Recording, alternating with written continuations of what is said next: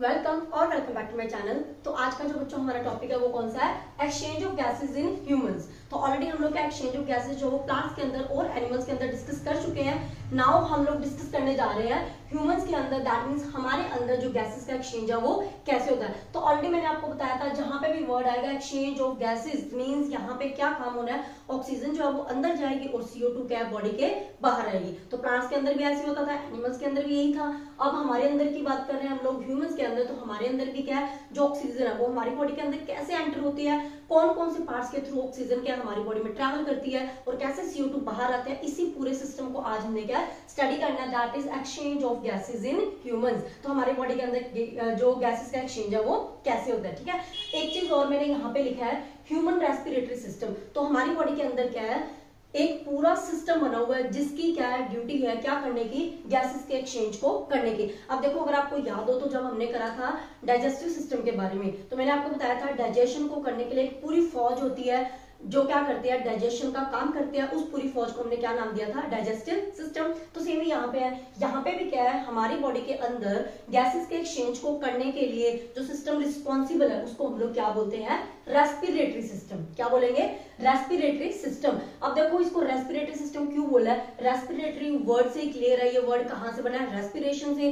और अगर आपको याद हो तो हमने रेस्पिरेशन का टॉपिक पहले कर लिया है, उसके अंदर मैंने आपको बताया था कि रेस्पिरेशन के अंदर कौन सी केमिकल रिएक्शन होती थी। उसके अंदर क्या था, ग्लूकोज और ऑक्सीजन एक दूसरे के साथ रिएक्शन करके क्या प्रोड्यूस करते थे, एनर्जी को प्रोड्यूस करते थे। याद है, तो ये चीज हमने करी थी। तो उसके लिए देखो क्या, ग्लूकोज जो है उसको ऑक्सीजन चाहिए ना रेस्पिरेशन करने के लिए, और ऑक्सीजन कहां से आएगी, जब हम लोग क्या करते हैं, ब्रीदिंग करते हैं। और ब्रीदिंग में काम ही क्या होता है, गैसेस का एक्सचेंज ही तो होता है। क्लियर, तो ब्रीदिंग सिंपली मैंने आपको बताया था वेंटिलेशन की तरह ही हम कंसिडर कर सकते हैं। ब्रीदिंग के अंदर सिर्फ क्या होता है, गैसेस का एक्सचेंज होता है, O2 अंदर जाएगी, CO2 बाहर आएगी। ठीक है, तो इसीलिए यहाँ पे नाम लिखा है रेस्पिरेटरी सिस्टम, क्योंकि रेस्पिरेशन को करने के लिए हमें चाहिए ऑक्सीजन। और ऑक्सीजन कब आएगी, जब हमारी बॉडी के अंदर क्या होगा, गैसेस का एक्सचेंज होगा। इतना क्लियर हुआ। तो इसलिए मैंने यहाँ पे एक और हेडिंग दिया ह्यूमन रेस्पिरेटरी सिस्टम। तो आपको अगर ये लिखा हुआ आ जाए, चाहे ह्यूमन रेस्पिरेटरी सिस्टम, चाहे आपसे पूछे कि ह्यूमंस के अंदर गैसेस का एक्सचेंज कैसे होता है, both are the same thing. Clear है, ओके।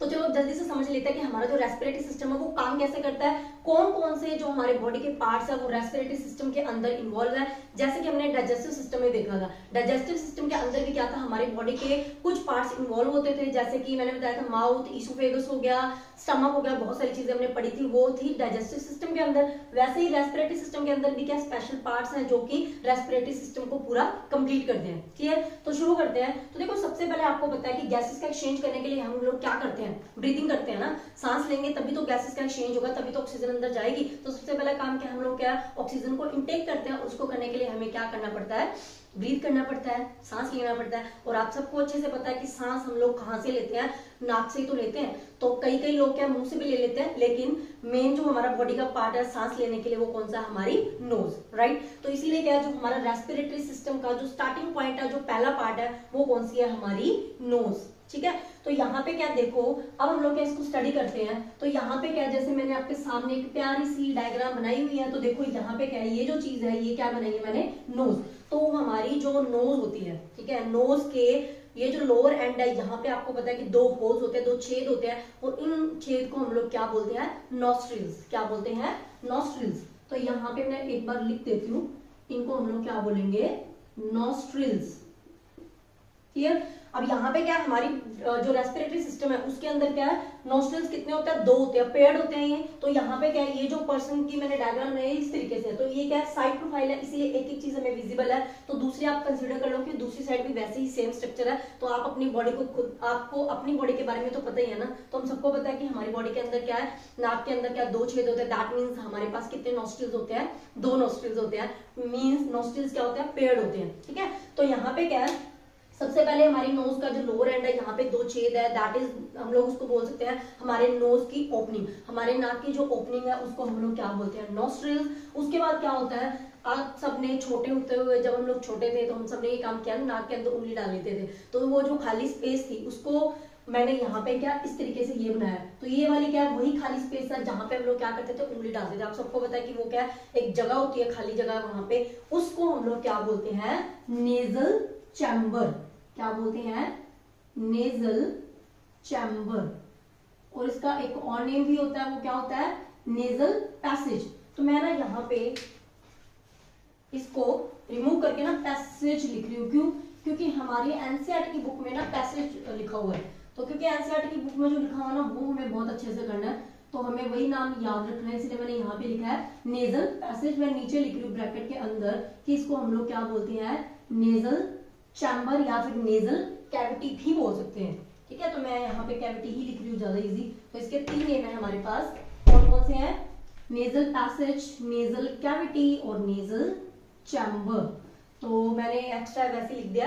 आपने कौन सा याद रखना है, नेजल पैसेज वाला। क्यों? क्योंकि हमारी एनसीईआरटी की बुक के अंदर यही लिखा हुआ नेजल पैसेज। क्लियर? तो नेजल पैसेज कहाँ होता है, नोस्ट्रिल्स के थ्रू जो हम लोग क्या करते हैं, जो उंगली अंदर डालते हैं, तो आपको पता है जो हमारे नोस्ट्रिल्स है जो जहां जाके ओपन होते हैं, तो आगे जाके जहां खुलते हैं, तो वो जो खाली स्पेस है, होलो स्पेस जो, उसको हम लोग क्या बोलते हैं, नेजल पैसेज। तो अगेन हमारी नाक के अंदर कितने नेजल पैसेज होते हैं, 2 होते हैं। तो एक नोस्ट्रिल जो है आगे एक नेजल पैसेज में ओपन होता है, दूसरा नोस्ट्रिल आगे दूसरे नेजल पैसेज के अंदर क्या होता है, ओपन होता है। क्लियर? और हमारे जो दोनों नोस्ट्रिल्स है वो क्या होता है, एक दूसरे से सेपरेट होते हैं, किसके थ्रू, ये वाली जो चीज होती है ना, ये क्या होता है, सेप्टम इसको बोलते हैं। तो सेप्टम के थ्रू क्या, दोनों हमारे जो नोस्ट्रिल्स है और हमारे जो नेजल पैसेज है वो एक दूसरे से क्या होते हैं, सेपरेट होते हैं। ठीक है, ओके। तो यहाँ पे मैंने ना सबसे पहले इसके सामने अपने नोट्स के लिए ना सब कुछ लिख दिया है, सो दैट हमें क्या समझने में कोई प्रॉब्लम ना हो और आप भी क्या इसका स्क्रीनशॉट ले सको। तो यहाँ पे मैंने क्या जितना भी आपको समझाया, दैट इज नोस्ट्रिल्स के बारे में बताया, तो मैंने लिखा है नोस्ट्रिल्स क्या है, nose have 2 holes in it, that is called nostrils. तो जो दोनों होल्स को हम लोग क्या बोलेंगे, नोस्ट्रिल्स।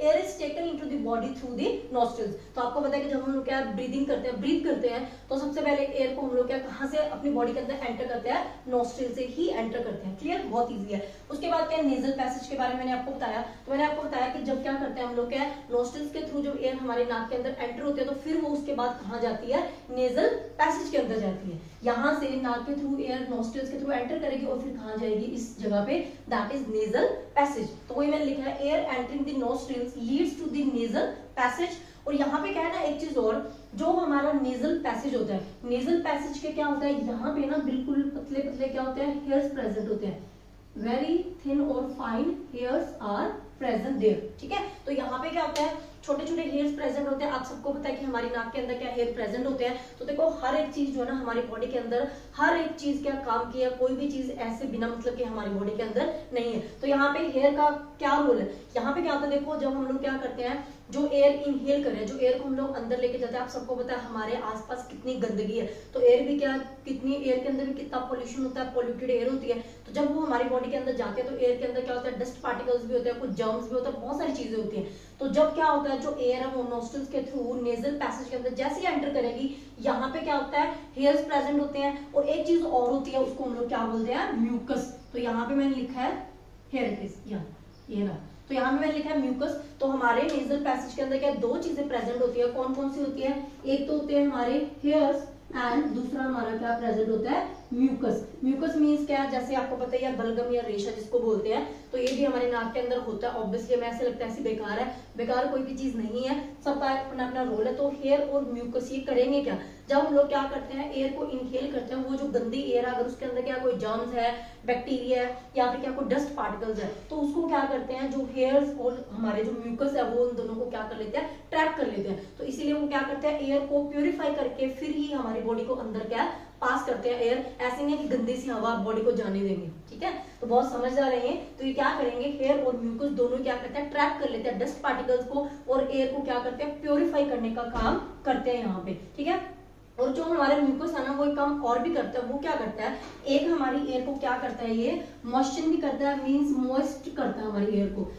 क्यों करता है मॉइस्ट, क्योंकि देखो क्या होता है ना, कई बार ना बहुत ज्यादा गर्मियों में ऐसा लगता है ना कि हमारी नाक सूख गई है। तो क्यों लगता है ऐसे, क्योंकि कई बार क्या होता है, जो एयर हम लोग ले रहे हैं ना, उसके अंदर क्या ह्यूमिडिटी की बहुत कमी हो जाएगी। तो हमारा जो म्यूकस है वो क्या करेगा, एयर को मॉइस्ट करेगा, मींस उसके अंदर क्या ह्यूमिडिटी ऐड करेगा। ठीक है, सो दैट हमारी जो नाक है वो क्या ड्राई ना रहे। और म्यूकस एक और भी काम करता है, जो एयर है उसको क्या वार्म करने का भी काम करता है, थोड़ा उसको वार्म्स भी करता है। क्यों, क्योंकि देखो जब हम लोग क्या जो एयर इनहेल कर रहे हैं, वो हो सकता है वो जो एयर है वो बहुत ही ज्यादा वार्म हो, या फिर क्या उसका जो टेम्परेचर है बहुत कम हो। तो क्योंकि हमारी बॉडी का नॉर्मल टेम्परेचर क्या होता है, 37 डिग्री सेल्सियस के करीब होता है। तो इतना क्या जो एयर का टेम्परेचर वो क्या होना चाहिए। तो इसीलिए क्या करता है, जो म्यूकस है ना, वो क्या करेगा, एयर को वार्म्स भी करेगा, सो दैट वो हमारी बॉडी के लिए क्या हो, बिल्कुल सही हो। क्लियर? तो यहाँ पे जैसे मैंने लिखा है the hairs and the mucus present in the nasal passage क्या करते हैं, trap the dust particles and filters the air. तो डस्ट पार्टिकल को ट्रैप करते हैं और एयर को क्या करते हैं, फिल्टर करते हैं।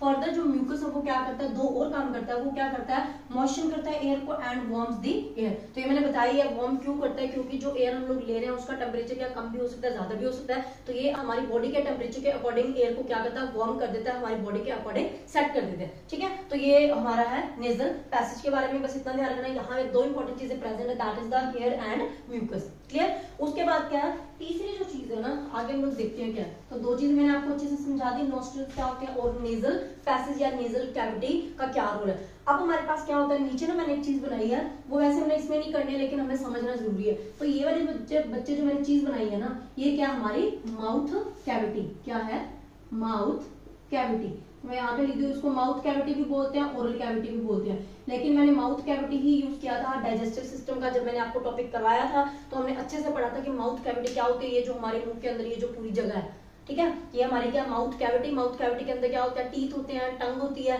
राइट, ये चीज हमने स्टडी करी थी। तो यहाँ पे क्या है ना, जब हम लोग क्या कोई भी चीज मुंह से लेते हैं तो यहाँ पे ये हमारी क्या माउथ कैविटी के अंदर जाती है, और जब हम लोग क्या है ब्रीथ करते हैं, जब सांस लेते हैं तो क्या आती है, जो एयर है वो नाक के थ्रू क्या हमारे नोस्ट्रिल से जाती है, और नोस्ट्रिल्स के बाद वो कहाँ जाएगी, नेजल पैसेज के अंदर। तो होता क्या है ना, यहाँ पे चाहे हम लोग क्या कर रहे हैं, नोज के थ्रू कोई चीज अंदर लेके जा रहे हैं, मींस एयर लेके जाएंगे तो एयर यहाँ से नाक के थ्रू आ रही है, और चाहे हम लोग क्या कुछ खाना खा रहे हैं, फूड खा रहे हैं, कुछ भी, तो जो चीज हम लोग क्या मुंह के थ्रू लेके जा रहे हैं, तो हमारे माउथ के थ्रू और नोज के थ्रू जो भी चीज आ रही है वो दोनों क्या सबसे पहले इस जगह पे आती है। इसको हम लोग क्या बोलते हैं, फेरिंक्स। क्या बोलते हैं, फेरिंक्स। अब फेरिंक्स क्या होता है ये मैं आपको समझाती हूँ।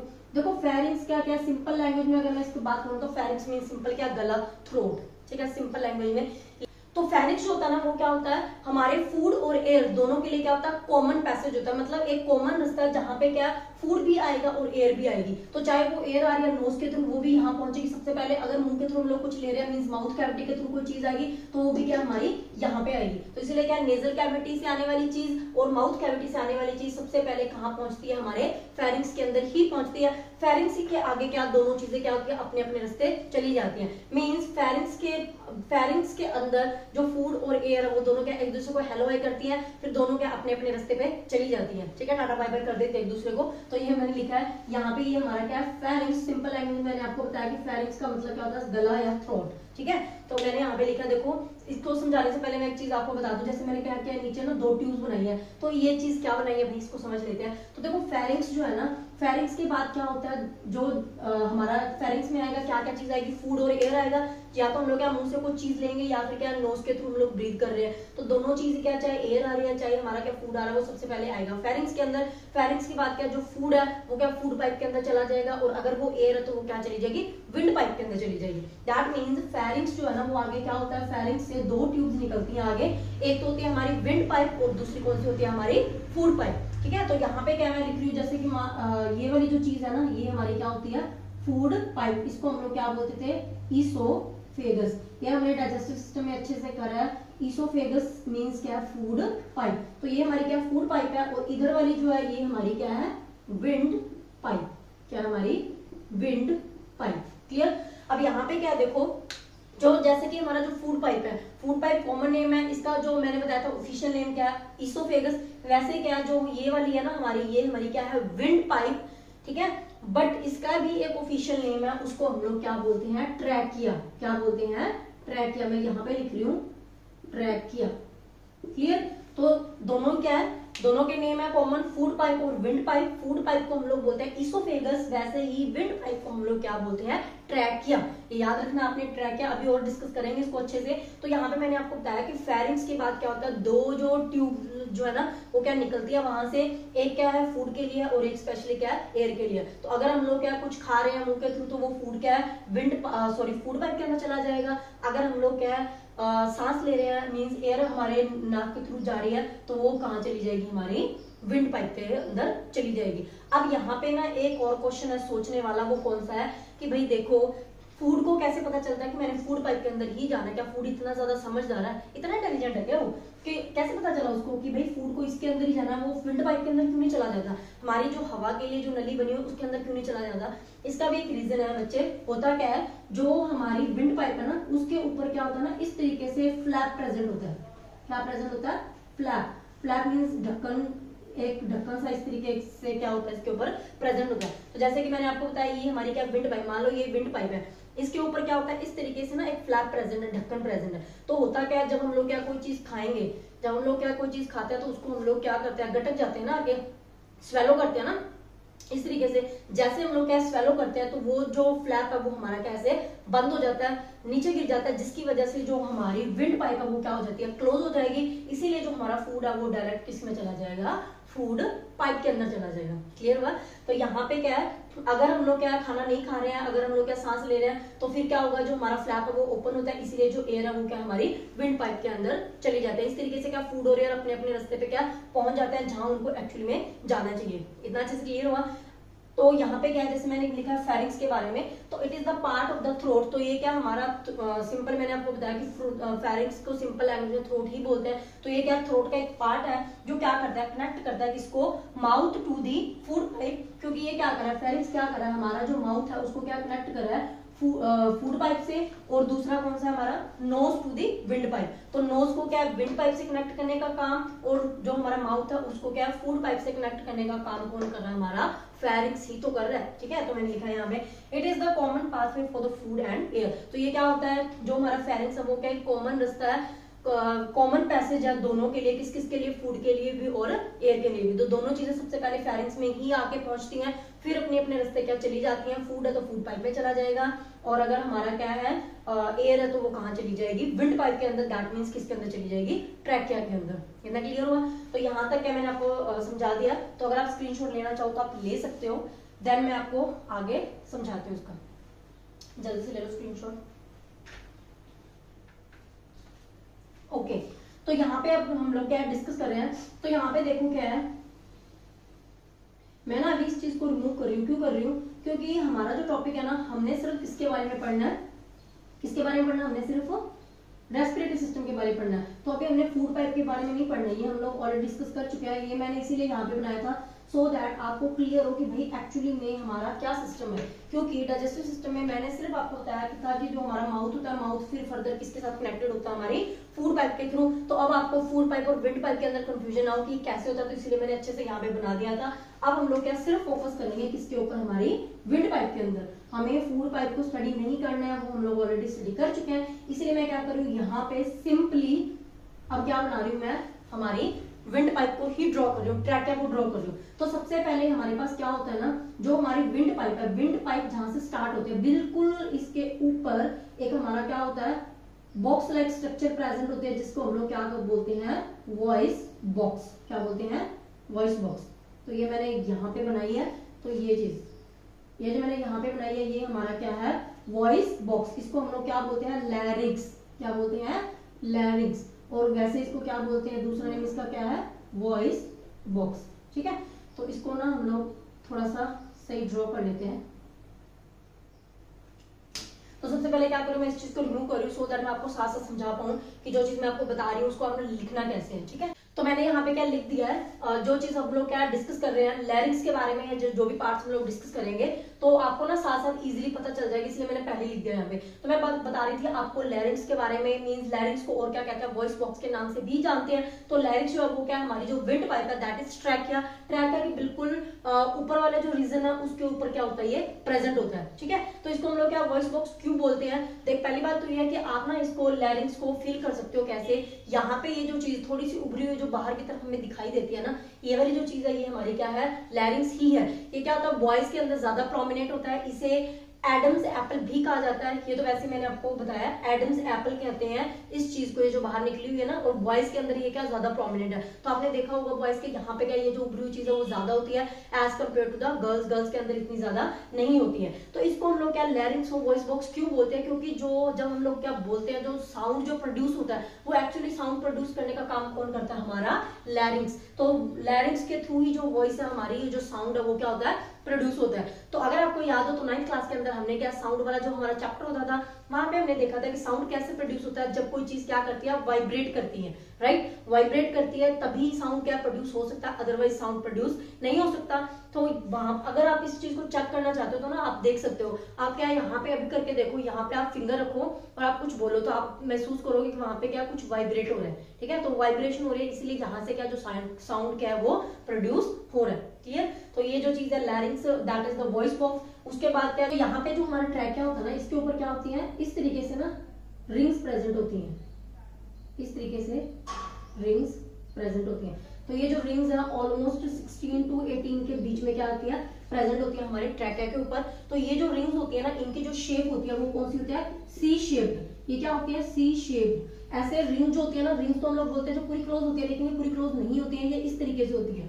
मींस ये ट्रैकिया के क्या सिर्फ ये वाले पार्ट को कवर करते हैं, पीछे से जो रिंग्स है ना वो पूरी क्लोज नहीं होते हैं। यहाँ से लेके आप मान सकते हो, यहाँ से लेके ये ट्रैकिया, यहाँ से ये स्टार्ट होगी, यहाँ पे खत्म हो जाए, तो पीछे की तरफ जो हमारी रिंग्स है वो प्रेजेंट नहीं होती है, और ये कार्टिलेज की रिंग्स होती है, ठीक है, तो इसलिए हम इनको बोलते हैं सी शेप्ड कार्टिलेजस रिंग्स, क्लियर। तो ट्रैकिया के ऊपर क्या होता है, रिंग्स प्रेजेंट होते हैं। देखो मैंने आपको बताया हर एक चीज की अपनी एक इंपॉर्टेंस है, तो ट्रैकिया के ऊपर अगर ये रिंग्स प्रेजेंट है तो डेफिनेटली इसका कोई ना कोई काम तो होगा ना, ऐसा थोड़ी ना ब्यूटी दिखाने के लिए यहाँ पे प्रेजेंट है। तो ये क्या करती है, ये हमारा जो ट्रैकिया है उसको क्या करती है, एक तो उसको स्ट्रेंथ प्रोवाइड करती है, क्या प्रोवाइड करती है, स्ट्रेंथ प्रोवाइड करती है। कैसे प्रोवाइड करती है, आप देखो जो हमारा ट्रैकिया अगर उसके अंदर एयर नहीं होगा तो वो क्या कोलैप्स भी कर सकता है। तो अगर जब हमारे ट्रैकिया के अंदर एयर प्रेजेंट नहीं होता है तब ये क्या करती है, हमारे ट्रैकिया को कोलैप्स होने से क्या प्रिवेंट करती है। इसीलिए ये हमने लिखा है कि ये क्या करती है, जो सी शेप्ड रिंग है वो क्या करती है, ट्रैकिया को स्ट्रेंथ प्रोवाइड करने का काम करती है, क्लियर। तो जब हमारे ट्रैकिया के अंदर एयर प्रेजेंट नहीं होगी तो ये ट्रैकिया को प्रिवेंट करेगा कोलैप्स होने से। तो जैसे कि मैंने यहाँ पे लिखा है, these C-shaped rings ensures that trachea does not collapse even when there is no air in it. Okay और दूसरा काम क्या है, ये जो रिंग्स है ना ये क्या करते हैं, फ्लेक्सिबिलिटी भी प्रोवाइड करती है। क्या प्रोवाइड करती है, फ्लेक्सिबिलिटी। अब ये कैसे प्रोवाइड करती है, अब देखो जैसे मैंने अभी आपको बताया था, यहाँ पे क्या होता है, ये जो हमारा फेरिंग्स है ये क्या होता है, एक तो ट्रैकिया के अंदर डिवाइड होता है और पीछे हमारी इस तरीके से क्या थी, विंड पाइप भी तो थी ना, और सॉरी फूड पाइप भी तो थी ना, जिसको हम लोग बोलते हैं ईसोफेगस। तो फूड पाइप जो मैंने आपको बताया था, देखो जब हमने डाइजेस्टिव सिस्टम भी करा था, जब हम लोग क्या खाना खाते हैं माउथ कैविटी के अंदर लेके जाते हैं, वो क्या जाता है और ईसोफेगस के अंदर जाता है, फूड पाइप के अंदर। तो वहां पे जो खाना था मुंह से लेके यहाँ से लेके हमारे स्टमक तक जो खाना था वो फूड पाइप के थ्रू कैसे जाता था, पेरिस्टैटिक मूवमेंट के थ्रू। पेरिस्टैटिक मूवमेंट याद है ना कौन सा था, कॉन्ट्रैक्ट होती है हमारी फूड पाइप, फिर क्या स्ट्रेच होती है, फिर कॉन्ट्रैक्ट होती है, फिर स्ट्रेच होती है। इस तरीके से पेरिस्टैटिक मूवमेंट से ही जो फूड है वो फूड पाइप के थ्रू कहाँ पहुंचता था, हमारा स्टमक के अंदर, रिमेंबर। तो इसीलिए क्या है, अगर हमारे ये जो रिंग्स है, अब देखो ये सी शेप्ड, इसीलिए अगर ये सी शेप्ड नहीं होंगी, अगर ये रिंग्स पूरी ट्रैकिया को ही कवर कर लेंगी तो हमारे पास क्या होगा, ये जो हमारी फूड पाइप है ये क्या होगी, फिर एक्सपैंड होने में इसको प्रॉब्लम होगी, तो एक्सपैंड नहीं हो पाएगी। और अगर एक्सपैंड नहीं होगी तो हमारा पेरिस्टैटिक मूवमेंट कैसे होगा, तो जो खाना है वो फूड पाइप से यहाँ से लेके हमारे स्टमक तक जाएगा कैसे, क्लियर। तो इसलिए ये इंश्योर करता है पेरिस्टैटिक मूवमेंट फूड पाइप की। तो इसलिए फूड पाइप क्या एक्सपैंड कॉन्ट्रैक्ट करता है, एक्सपैंड करने के लिए, सो दैट पीछे इसको जगह मिल सके। इसीलिए जो रिंग्स है ये क्या होता है, ट्रैकिया के सिर्फ आगे वाले पार्ट पे ही प्रेजेंट होते हैं, पीछे की साइड प्रेजेंट नहीं होती है, क्लियर। तो इसीलिए क्या है, जो सी शेप्ड रिंग्स है, जो कार्टिलेजियस रिंग्स है, ये क्या करते हैं, स्ट्रेंथ प्रोवाइड करती है हमारी ट्रैकिया को, और दूसरा ये क्या प्रोवाइड करती है, फ्लेक्सिबिलिटी भी प्रोवाइड करती है। तो जैसे मैंने यहाँ पे लिखा है trachea, it is also called the windpipe, आप लाइन बना सकते हो। The air coming from the nostrils during the breathing passes through the trachea, तो ये क्या ट्रैकिया के थ्रू पास करता है। It is supported by the rings of soft bones called cartilage, तो ये क्या रिंग्स जो वो कार्टिलेज से बनी हुई, इसलिए इनको कहते हैं C-shaped cartilaginous rings. These rings ensures that trachea does not collapse even when there is no air in it। ये मैंने आपको ऑलरेडी क्लियर कर दिया। उसके बाद हमारे पास क्या होता है, ये जो हमारा ट्रैकिया है ना ये क्या करता है, आगे ना दो स्मॉलर ट्यूब्स के अंदर ब्रेक हो जाता है, दो छोटे छोटे ट्यूब्स के अंदर ये क्या हो जाता है, ब्रेक हो जाता है हमारा ट्रैकिया इस तरीके से। मैं यहाँ पे बना रही हूँ लाइक दिस। तो इस तरीके से क्या होता है, जो हमारा ट्रैकिया है ना ये क्या होता है, तो यहाँ पे भी क्या होता है, इस तरीके से जो रिंग्स है ना वो क्या प्रेजेंट है यहाँ पे भी, क्लियर। तो हमारा क्या होता है, ये जो ट्रैकिया था वो क्या अब क्या दो स्मॉलर ट्यूब्स के अंदर फर्दर क्या होता है, डिवाइड हो जाता है, और इन ट्यूब्स को हम लोग क्या बोलते हैं, ब्रोंकाई। क्या बोलते हैं, ब्रोंकाई। ब्रोंकाई। दोनों ट्यूब्स को हम लोग अगर इकट्ठा बोले तो हम लोग बोलेंगे ब्रोंकाई, और अगर हमने सिंगल को बोला तो हम लोग बोलेंगे ब्रोंकस। क्लियर? तो सिंगल ट्यूब को अगर हम लोग सिर्फ इसकी बात करें तो ये क्या है, ब्रोंकस। अगर दोनों की बात करें तो हम लोग बोलेंगे ब्रोंकाई। तो जो हमारी ट्रैक है वो फर्दर क्या डिवाइड हो जाती है स्मॉलर ट्यूब्स के अंदर, उन्हीं स्मॉलर ट्यूब्स को हम लोग क्या बोलते हैं, ब्रोंकाई, और सिंगल को हम लोग क्या बोलेंगे, ब्रोंकस। ठीक है? तो ये जो ब्रोंकस है फर्दर क्या है, ये जो हमारी ब्रोंकाई है ये क्या होती है, हमारे यहाँ पे क्या होते हैं, लंग्स प्रेजेंट होते हैं। ये मैं अभी अच्छे से और डायग्राम इसको बनाऊंगी। तो ये क्या होती है, फर्दर क्या लंग्स के साथ कनेक्टेड होती हैं। तो ये जो हमारी ब्रोंकाई है ये क्या आगे जाके कनेक्ट होती है किसके साथ, हमारे लंग्स के साथ। क्लियर? तो हमने इसका पॉइंट बनाया ब्रोंकाई का, क्या लिखा है, trachea divides into the two smaller tubes that is called bronchi, और सिंगुलर का मैंने आपको ऑलरेडी बताया उसको क्या बोलते हैं, bronchus. The tubes the two bronchi are connected to the two lungs. तो दोनों ब्रोंकाई हमारी क्या होती है, हमारे लंग्स के साथ क्या होती है, कनेक्टेड होती है। अब जल्दी से इसका स्क्रीनशॉट ले लो, देन हम लोग क्या आगे डिस्कस करते हैं कि इसके आगे क्या होता है। तो अब आगे मूव करते हैं। तो अभी भी जैसे मैंने यहाँ पे आपको बताया कि यहाँ पे क्या, एक बार थोड़ा सा रिकॉल कर लेते हैं। सबसे पहले क्या था, नॉस्ट्रिल्स, नॉस्ट्रिल से एयर एंटर करेगी, किसमें जाएगी, हमारे नेजल पैसेज के अंदर। नेजल पैसेज से वो कहाँ जाएगी, फेरिंक्स के अंदर। फेरिंक्स से वो कहाँ जाएगी, लैरिंक्स के अंदर, मींस वॉइस बॉक्स के अंदर। देन वो एंटर करेगी ट्रैकिया के अंदर, और ट्रैकिया से क्या है, दो जो ट्यूब्स है वो ट्रैकिया जो हमारा वो क्या छोटे छोटे ट्यूब्स के अंदर स्प्लिट हो जाता है, और उन ट्यूब्स को हम लोग क्या बोलते हैं, ब्रोंकाई। मैं यहाँ पे लिख देती हूँ ये और ये चीज, इसको हम लोग क्या बोलते हैं, ब्रोंकाई। ठीक है? सिंगल को क्या बोला था हमने, ब्रोंकस। तो यहाँ पे क्या है, मैंने दो लंग्स बनाए हैं। तो मैंने आपको बताया कि जो हमारी ब्रोंकाइज है, जो दोनों हमारी ब्रोंकाई है वो क्या कहाँ ओपन होती है, हमारे लंग्स के अंदर ओपन होती है। तो लंग्स के साथ कनेक्टेड होते हैं। तो ये ब्रोंकाई और ये ब्रोंकाई दोनों क्या लंग्स के साथ कनेक्टेड है, आप देख ही रहे हो। तो यहाँ पे क्या जो मैंने दोनों लंग्स बनाए हैं ना, ये हमारा क्या राइट लंग है, ये हमारा क्या लेफ्ट लंग है। तो यहाँ पे ना थोड़ा सा हमने ध्यान देना है कि जो हमारा राइट वाला लंग होता है ना वो क्या लेफ्ट लंग के कंपैरिजन में क्या होता है, साइज में थोड़ा सा बड़ा होता है। दैट मीन्स हमारा जो लेफ्ट लंग है वो साइज में थोड़ा सा क्या होता है, छोटा होता है। क्यों होता है, क्योंकि बच्चे यहाँ पे क्या होता है, लेफ्ट साइड में हमारा यहाँ पे क्या होता है, हार्ट प्रेजेंट होता है। ठीक है? तो आपको पता है ना लेफ्ट साइड में क्या होता है, हार्ट प्रेजेंट होता है। तो यहाँ पे इस साइड पे हार्ट प्रेजेंट होता है, इसलिए यहाँ से क्या थोड़ा सा लंग हमारा लेफ्ट लंग उनका छोटा होता है as compare to the right lung. तो यहाँ पे हमने क्या स्टडी किया कि ट्रैकिया क्या है, फर्दर डिवाइड होगा किसके अंदर, ब्रोंकाई के अंदर। अब आगे फर्दर क्या होता है, ये जो हमारी ब्रोंकाई है ना, ये क्या होती है, जो स्मॉलर ट्यूब्स है ये क्या होते हैं, फिर से आगे और छोटी ट्यूब्स के अंदर क्या होती है, ब्रेक हो जाती है। पहले क्या हुआ, जो ट्रैकिया था वो डिवाइड हुआ किसके अंदर, ब्रोंकाई के अंदर, स्मॉलर ट्यूब्स के अंदर। अब जो हर एक स्मॉलर ट्यूब है, दैट मींस हर एक जो ब्रोंकस है वो क्या करेगा, फिर से बिल्कुल ही स्मॉलर ट्यूब्स के अंदर, बिल्कुल पतली पतली ट्यूब्स के अंदर डिवाइड हो जाएगा। तो यहाँ पे जैसे कि मैं बना रही हूँ इस तरीके से,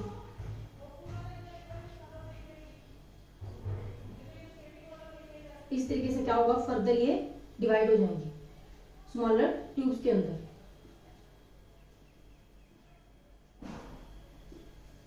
ठीक है? तो ये वाली जो छोटी छोटी हमारी ट्यूब्स है ना, इनको हम लोग क्या बोलते हैं, ब्रोंक्यूल्स। क्या बोलेंगे, ब्रोंक्यूल्स।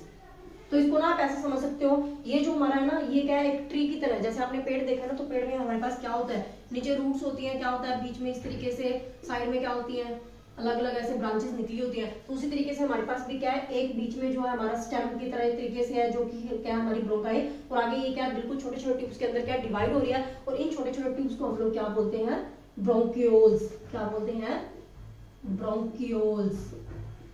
ठीक है? कंफ्यूज नहीं होना है। सबसे पहले मैंने क्या बताया, हमारा ट्रैकिया क्या है, छोटे ट्यूब्स के अंदर डिवाइड होता है, उनको हम लोग क्या बोलते हैं, ब्रोंकाई। दोनों को बोलेंगे ब्रोंकाई। और हर एक जो ब्रोंकाई है हमारी, दोनों ब्रोंकाई क्या होती है, आगे फिर से छोटे छोटे ट्यूब्स के अंदर डिवाइड होते हैं, और उन फर्दर स्मॉलर ट्यूब्स को हम लोग क्या बोलते हैं, ब्रोंक्यूल्स। तो जैसे मैंने यहाँ पे लिखा, ब्रोंक्यूल्स क्या है, ब्रोंकाई आर फर्दर सब डिवाइडेड। फर्दर क्या सब डिवाइडेड हो रही है, क्योंकि ट्रैकिया पहले ही डिवाइड हो चुका था ब्रोंकाई के अंदर। अब ब्रोंकाई क्या फर्दर डिवाइड हो रही है स्मॉलर ट्यूब्स के अंदर, जिसको हम लोग क्या बोलेंगे, bronchioles. Each bronchioles are finally terminate into the many alveoli. तो भाई ये क्या चीज है, ये देख लेते हैं। तो यहाँ पे क्या होता है बच्चे, एंड के अंदर जहां पे हमारी स्मॉलर ट्यूब्स बिल्कुल एंड हो रही है, यहाँ पे क्या होता है, इस तरीके से बैलून लाइक स्ट्रक्चर्स प्रेजेंट होती है, जिसको हम लोग क्या बोलते हैं, एल्वोलाई। क्या बोलेंगे हम लोग, एल्वोलाई। इसके ना स्पेलिंग हर बार मेरे से गलत हो जाती है, इसलिए मैंने कंफर्म कर लिया पहले। ठीक है? तो इसको हम लोग क्या बोलेंगे, एल्वोलाई। तो ये क्या होती है, एल्वोलाई क्या होती है, हमारी क्या होती है, बैलून लाइक स्ट्रक्चर्स होती है। जैसे कि आपने देखा ना, अंगूर का गुच्छा देखा ना आपने, बंच ऑफ ग्रेप्स, तो उसके उसी तरीके से यहाँ पे क्या होता है, गुच्छे के रूप में यहाँ पे एल्वोलाई होती है ना, बहुत सारी एल्वोलाई क्या होती है हमारी प्रेजेंट होती है। तो हमारे बॉडी के अंदर 150 मिलियन प्लस एल्वोलाई जो होती है ना हमारे दोनों लंग्स के अंदर क्या होती है प्रेजेंट होते हैं, तो बहुत सारी एल्वोलाइज प्रेजेंट होती हैं। तो सिंगल को हम लोग बोलते हैं एल्वोलस और इस पूरे को हम लोग क्या बोलेंगे एल्वोलाई। क्लियर? तो एल्वोलाई क्या हमारी सिंपल क्या है बैलून लाइक स्ट्रक्चर्स है जो कि प्रेजेंट कहां पे होती है हमारे लंग्स के अंदर ही प्रेजेंट होती है। सबसे पहले जो ट्रैकिया है, ट्रैकिया के डिवाइड हो रहा है ब्रोंकाई के अंदर, ब्रोंकाई फर्दर डिवाइड हो रही थी ब्रोंकियोल्स के अंदर, और ब्रोंकियोल्स फाइनली किसके अंदर टर्मिनेट हो रहे हैं, एंड कहां हो रहे हैं हमारे एल्वोलाई के ऊपर। ठीक है, तो ब्रोंकियोल्स का सबसे जो हमारा एंड पार्ट है उसको हम लोग बोलेंगे एल्वोलाई। और एल्वोलाई जो होती है ना वो हमारी क्या होती है एक्चुअल साइट होती है for the exchange of gases, actual site for exchange of gases.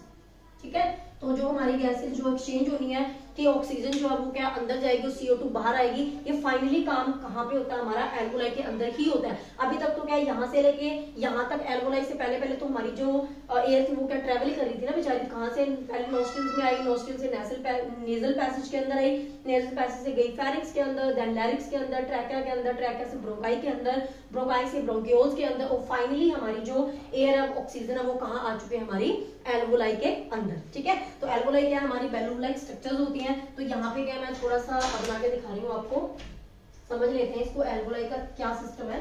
तो यहाँ पे इस तरीके से मान लीजिए ये हमारी क्या है एल्वोलाई है,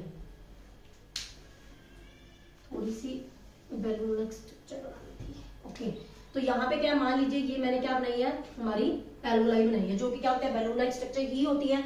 तो यहाँ पे क्या है ये हमारी क्या है एल्वोलाई। तो यहाँ पे क्या होगा फाइनली इसके अंदर जो O2 है वो क्या आ चुकी है। तो एल्वोलाई जो होती है ना वो भी क्या होती है वेल सप्लाइड होती है विद ब्लड कैपिलरीज। तो हमारी जो एल्वोलाई है उसके साथ क्या होता है जो ब्लड कैपिलरीज होती है वो अटैच होती है, जैसे कि हमने डाइजेस्टिव सिस्टम में भी स्टडी करा था, राइट। तो यहाँ पे क्या होता है जो एल्वोलाइज है वो क्या होते हैं वेल सप्लाइड होते हैं विद द ब्लड कैपिलरीज। तो यहाँ पे ब्लड कैपिलरीज बिल्कुल ही क्लोजली क्या है एल्वोलाई से होके पास हो रही है। तो इसीलिए क्या जब ऑक्सीजन क्या होती है हमारी एल्वोलाई के अंदर जाती है तो यहाँ पे ये हमारी क्या है ब्लड कैपिलरी, ये हमारी क्या है ब्लड कैपिलरी, ब्लड कैपिलरीज होगी। तो ये ब्लड कैपिलरी है, तो यहाँ पे होगा क्या अब ब्लड के अंदर क्या है जब ब्लड ऐसे मूव कर रहा है, मान लीजिए ब्लड क्या ऐसे जा रहा है, तो यहाँ पे ये क्या होगा जो एल्वोलाई है वो क्या करेगी O2 को ब्लड के अंदर सप्लाई कर देगी। और हमारे सेल्स के अंदर ऑलरेडी क्या है जो रेस्पिरेशन वाला प्रोसेस है वो चल रहा है ना। तो जब रेस्पिरेशन का प्रोसेस होता है तो हमें पता है उसमें क्या क्या चीज प्रोड्यूस होती थी, कार्बन डाइऑक्साइड गैस प्रोड्यूस होती थी ना एनर्जी के साथ। तो यहाँ पे जो CO2 है वो ऑलरेडी क्या होती है हमारी ब्लड के अंदर प्रेजेंट होती है। तो ये जो CO2 है ये क्या चली जाएगी एल्वोलाई के अंदर चली जाएगी। तो यहाँ पे क्या हो रहा है एक्चुअल में इसलिए हमने लिखा है ये क्या होती है एक्चुअल साइट होती है गैसेस एक्सचेंज की, क्योंकि यहीं पे जो ऑक्सीजन है वो क्या है ब्लड के अंदर ट्रांसफर की जाती है और ब्लड से जो कार्बन डाइऑक्साइड है जो कब बना हमारा रेस्पिरेशन के प्रोसेस के थ्रू बना।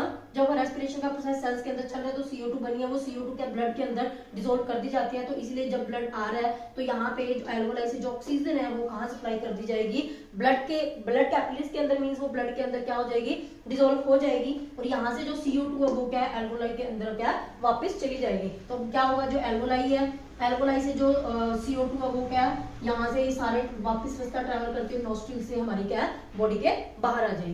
क्लियर? तो इसीलिए क्या एक नंबर का क्वेश्चन आपने जरूर ध्यान रखना है कि what is the actual site for the gases exchange. तो उसका आंसर हम लोग क्या लिखेंगे एल्वोलाई। क्लियर है? तो इस तरीके से क्या होता है जो एल्वोलाई है वो क्या हेल्प करता है गैसेस एक्सचेंज के अंदर। और एल्वोलाई का एक और रोल क्या होता है ब्लड कैपिलरीज के साथ तो ये सप्लाइड होते ही हैं। दूसरी चीज क्या है ये क्या करते हैं सरफेस एरिया इंक्रीज करते हैं for the exchange of gas, क्योंकि यहाँ पे क्या होते हैं जो एल्वोलाई है ना वो बहुत सारी एल्वोलाई प्रेजेंट होती है। तो इतनी सारी एल्वोलाई क्या करते हैं इंश्योर करती है कि वहां पे क्या होता है लार्ज सरफेस एरिया प्रेजेंट हो सो दैट जो गैसेस एक्सचेंज है ना वो बहुत ही अच्छे तरीके से हो पाए। ठीक है, और एक चीज और यहाँ पे क्या होता है ये जो एल्वोलाई की जो वॉल्स होती है ना ये क्या होते हैं बहुत ही ज्यादा थिन होते हैं, बहुत ही पतली होते हैं। इसीलिए क्या है इजिली जो O2 है वो क्या है यहाँ से ब्लड के अंदर डिसॉल्व हो जाते हैं और CO2 जो है वो क्या यहाँ से इजिली एल्वोलाई के अंदर आ जाती है। ठीक है, तो ये चीज आपने ध्यान रखनी है क्योंकि अगर ये वॉल थिन नहीं होगी तो ऑक्सीजन को ब्लड के अंदर जाने में प्रॉब्लम होगी और CO2 भी फिर क्या है एल्वोलाई के अंदर एंटर नहीं कर पाएगा। तो ये क्या होता है बहुत ही पतली सी वॉल्स होती है। तो एल्वोलाई के बारे में जैसे मैंने यहाँ पे लिखा है alveoli are the balloon like structures और ये लोकेटेड कहाँ होती है इनसाइड दी लंग्स। तो ये हमारे लंग्स के अंदर होती है। These increases the surface area for the exchange of gases। तो ये क्या करती हैं गैसेस के एक्सचेंज के लिए लार्ज सरफेस एरिया क्या करती है प्रोवाइड करती है further alveoli are well supplied with the blood capillaries. तो ब्लड कैपिलरीज के साथ ये क्या होते हैं, वेल सप्लाइड होती है, इसीलिए ये क्या करती हैं, ब्लड के अंदर जो ऑक्सीजन है वो सप्लाई करती हैं और ब्लड से जो CO2 है उसको क्या ले लेती हैं और देन ये क्या सारे ब्रोंकाई ब्रोंक्यूल से आएगा, ब्रोंक्यूल से ब्रोंकाई, देन ट्रैकिया और वापस हमारे क्या नॉस्ट्रिल्स के थ्रू क्या बाहर CO2 आ जाएगी। ठीक है, तो अगर आप इसका स्क्रीनशॉट लेना चाहते हो तो ले लो, देन मैं आपको आगे फर्दर समझाती हूँ क्या प्रोसेस है। तो अभी ना मैं थोड़ा सा आपको और डिटेल में बताती हूँ कि कैसे एल्वोलाई के अंदर जब ऑक्सीजन चली जाती है, और मैंने जैसे कि अभी आपको सिंपली यहाँ पे बताया, मैं दोबारा से डायग्राम बना रही हूँ वो वाली जो मैंने पहले बनाई थी, यहाँ पे नीचे बना लेते हैं। तो इस तरीके से क्या है मैंने बनाया था, ये हमारी क्या है एल्वोलाई, और यहाँ पे मैंने बताया था ये क्या होती है ब्लड कैपिलरीज। तो यहाँ से मैंने आपको बताया था कि यहाँ पे क्या होता है, जो एल्वोलाई उसके अंदर क्या ऑक्सीजन एंटर करी तो O2 के अंदर आई, तो यहाँ से क्या होता है जो O2 ब्लड के अंदर भेज दी जाती है और ब्लड के अंदर जो CO2 है उसको क्या किया जाता है वापस एल्वोलाई के अंदर ऊपर भेज दिया जाता है। तो ये चीज मैंने अभी आपको समझाई। तो जब मैंने बताया यहाँ पे देखो क्या होता है, ये तो हमने बोल दिया कि एल्वोलाई से जो ऑक्सीजन है वो क्या ब्लड के अंदर डिसॉल्व हो जाती है, लेकिन ब्लड के अंदर कैसे जो O2 है एग्जैक्टली क्या है सारे बॉडी पार्ट्स तक जाती है, वो ट्रेवल कैसे करती है उस चीज को हमने थोड़ा सा डिटेल में देखना है। तो यहाँ पे होता क्या है ना, ये जो ऑक्सीजन है जैसे ही वो क्या है ब्लड कैपिलरीज के अंदर जाती है, ब्लड के अंदर डिसॉल्व होती है, तो ब्लड के अंदर आपको पता है क्या प्रेजेंट होता है, RBC, that is red blood cell. तो रेड ब्लड सेल्स के अंदर क्या होता है, जो हेमोग्लोबिन नाम का पिगमेंट है ना वो प्रेजेंट होता है, वो क्या करता है जो हमारी ऑक्सीजन होती है ना उसको क्या अपने साथ बाइंड अप कर लेता है। तो जैसे ही क्या होगा जो ऑक्सीजन है वो क्या है ब्लड कैपिलरीज के अंदर जाएगी, ब्लड के अंदर जाएगी, तो ब्लड के अंदर बैठा होगा कौन, हमारा HB हेमोग्लोबिन। तो ये क्या करेगा ऑक्सीजन को अपने साथ क्या बाइंड कर लेगा इस तरीके से, और फिर जहां जहां क्या ब्लड जाएगा वहां वहां क्या ऑक्सीजन ट्रेवल करती जाएगी, और इस तरीके से क्या है जो ऑक्सीजन है वो क्या है बॉडी के हर एक पार्ट तक, हर एक सेल तक पहुंचा दी जाती है। और इस तरीके से वहां पे क्या होता है रेस्पिरेशन का प्रोसेस होता है, वहां पे क्या होगा रेस्पिरेशन का प्रोसेस जब होगा तो ग्लूकोज और ऑक्सीजन की रिएक्शन होगी और वहां पे क्या है एनर्जी प्रोड्यूस होगी ढेर सारी जो कि बॉडी यूटिलाइज करती है अलग अलग एक्टिविटीज के लिए, और वहां पे क्या CO2 भी प्रोड्यूस होता है। तो जो CO2 है वो क्या है वापस यहाँ से जो ब्लड के अंदर है वो क्या है वापस एल्वोलाई तक भेज दी जाएगी। तो यहाँ पे क्या होता है ना, थोड़ा सी एक चीज मैं आपको और बता दूं, तो जैसे मैंने यहाँ पे लिखा है haemoglobin which is present in the red blood sales binds with O2 and then helps in oxygen transport। तो ऑक्सीजन को ब्लड के अंदर ट्रांसपोर्ट करने में हेल्प एग्जैक्टली कौन सा पिगमेंट करता है हमारा हेमोग्लोबिन, इसलिए इसको हम लोग बोलते हैं रेस्पिरेटरी पिगमेंट भी बोल देते हैं। तो ये चीज आपको बताना चाहिए कि नो डाउट ब्लड के थ्रू ही ऑक्सीजन ट्रेवल करते हैं, लेकिन ब्लड के अंदर भी एग्जैक्टली O2 की ट्रांसपोर्ट में कौन हेल्प करता है हमें, हेमोग्लोबिन। क्लियर है। तो एक चीज और यहाँ पे क्या होता है ना, जो एफिनिटी है, affinity of haemoglobin to bind, तो जो हेमोग्लोबिन है उसकी जो बाइंड करने की एफिनिटी होती है ना वो क्या होती है ऑक्सीजन के साथ ज्यादा होती है एज कंपेयर टू CO2। तो इसीलिए क्या होता है वो ऑक्सीजन के साथ तो जल्दी बाइंड अप हो जाता है लेकिन CO2 के साथ नहीं होता। तो CO2 जो है ना वो कैसे ट्रेवल करते हैं ब्लड के अंदर, तो CO2 जो है वो क्या हेमोग्लोबिन के साथ इतना ज्यादा बाइंड अप नहीं होता है, क्योंकि हेमोग्लोबिन जो CO2 के साथ बाइंड अप करने की एफिनिटी क्या होती है बिल्कुल ही कम होती है। तो इसीलिए क्या हेमोग्लोबिन तो CO2 को अपने साथ बाइंड अप करता नहीं है, तो CO2 क्या होता है ज्यादा सॉल्युबल होता है किसके अंदर, वाटर के अंदर, इसीलिए ये क्या होता है डिसॉल्व्ड फॉर्म के अंदर क्या होता है ट्रांसपोर्ट होता है हमारी बॉडी के अंदर। तो यहाँ पे मैं लिख रही हूँ क्या होता है CO2 is more soluble in water। तो ये क्या होता है वाटर के अंदर soluble होता है and hence it is transported in dissolved form। तो इसको क्या dissolved form के अंदर क्या ट्रांसपोर्ट किया जाता है। क्लियर है। इन आर ब्लड, तो हमारे ब्लड के अंदर क्या होती है डिसॉल्व्ड फॉर्म के अंदर जो CO2 है वो क्या करती है ट्रांसपोर्ट की जाती है। क्लियर है इतना। तो एक चीज और यहाँ पे मैं आपको बताना भूल गई, वो कौन सी है, लास्ट हमारी एक ही चीज बची है जो भी हमने थोड़ा सा डिस्कस करना है, वो क्या है, ये मैंने आपको सब कुछ ऑलरेडी समझा दिया इसलिए मैं एक बार यहाँ पे इसको क्या रख कर लूँ। तो यहाँ पे हमारे पास क्या होता है बच्चे, हमारे पास जो लंग्स होती है ना, लंग्स के साथ क्या होती है नीचे एक मसल प्रेजेंट होती है हमारी इस तरीके से, यहाँ पे क्या होती है एक मसल प्रेजेंट होती है हमारी, मैं इसको थोड़ा सा ना डार्क कर रही हूँ सो दैट आपको पता चल जाए इस तरीके से। तो हमारे पास क्या होता है जो हमारे लंग्स होते हैं ना उसके नीचे क्या होता है ऐसे कर्व शेप में, कर्व शेप के अंदर क्या होती है एक मसल प्रेजेंट होती है जिसको हम लोग क्या बोलते हैं डायाफ्राम। क्या बोलते हैं डायाफ्राम।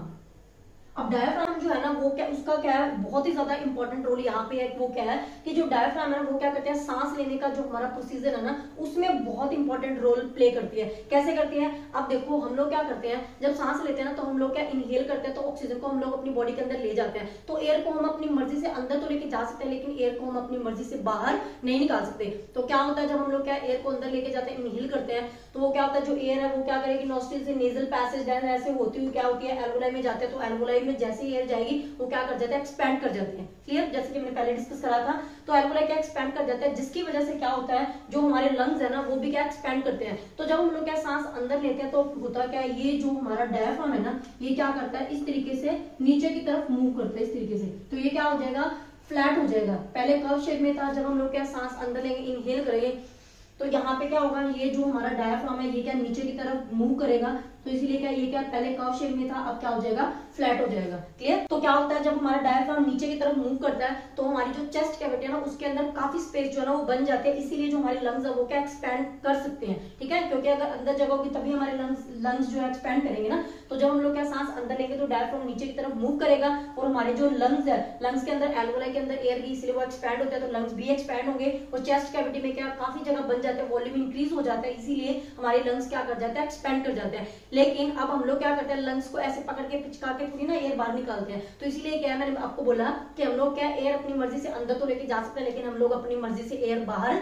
नहीं निकाल सकते। तो उसके लिए हमें कौन हेल्प करता है, हमारा डायफ्राम। डायफ्राम भी करता है, और एक चीज और होती है, वो कौन सा होता है, हमारा रिब केज। तो वो भी मैं आपको बताना भूल गया, मैं आपको बता रही हूँ। हमारे जो लंग्स होते हैं ना उसको क्या करती है, हमारी जो रिब्स है, इस तरीके से लंग्स के ऊपर क्या होते हैं, रिब्स प्रेजेंट होते हैं। तो यहाँ पे भी होता है, क्योंकि ऑलरेडी इतना कुछ बना हो तो मैं एक ही साइड में बना रही हूँ। तो यहाँ पे भी क्या है, हमारे जो लंग्स है ना उसके ऊपर क्या होता है, रिब्स मींस पसलियां जो होती है ना, रिब का केज, रिब केज जो है ना वो प्रेजेंट होता है। वो क्या करता है, हड्डियों का एक इस तरीके से ढांचा बना होता है, जो कि क्या करता है, हमारे जो लंग्स है उनको क्या करता है, प्रोटेक्ट करता है। हमें तक पता है कि जो लंग्स है जो हमारे रेस्पिरेटरी सिस्टम का कितना इंपॉर्टेंट पार्ट है, राइट। तो इसको हमने क्या करना, बचा के रखना है ना। तो ये क्या करता है, जो हमारे लंग्स है उसके साइड में क्या होता है, रिब केज, एक ढांचा बना होता है। वो रिब केज क्या करेगा, इंश्योर करेगा कि हमारे जो लंग्स है ना उसको कोई भी नुकसान ना पहुंचे। हम चलते चलते कहीं भी ऐसे टकरा जाते हैं, कुछ भी हो जाता है ना, तो हमारे जो रिब केज है वो क्या करता है, हमारे लंग्स को प्रोटेक्ट करता है इंजरी से, हर एक चीज से, ताकि वो सेफ बिल्कुल पड़े रहे हमारी बॉडी के अंदर। ठीक है, तो ये जो रिब केज है और ये जो हमारा डायफ्राम है, ये दोनों ही क्या है, हमें हेल्प करते हैं किसके अंदर,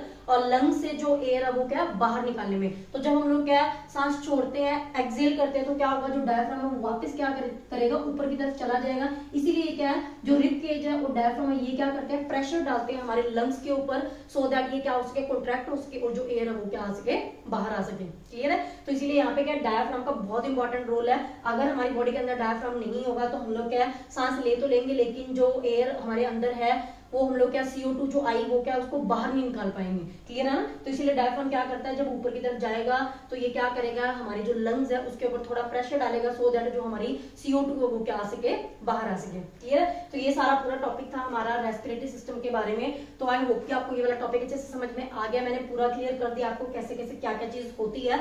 तो इतना ज्यादा टफ नहीं है, हो सकता है पहली बार आपको थोड़ा सा टफ लगे, लेकिन एक दो बार अगर आप इसको प्रैक्टिस करोगे तो आपको डेफिनेटली ये वाला बहुत ही ईजी लगने वाला है। ठीक है, तो इसका स्क्रीनशॉट ले लो आप। So okay, this is all about the today's video. So ये वाला टॉपिक हमारा कंप्लीट हो चुका है। तो मिलते हैं नेक्स्ट वीडियो के अंदर। Till then take care, bye bye.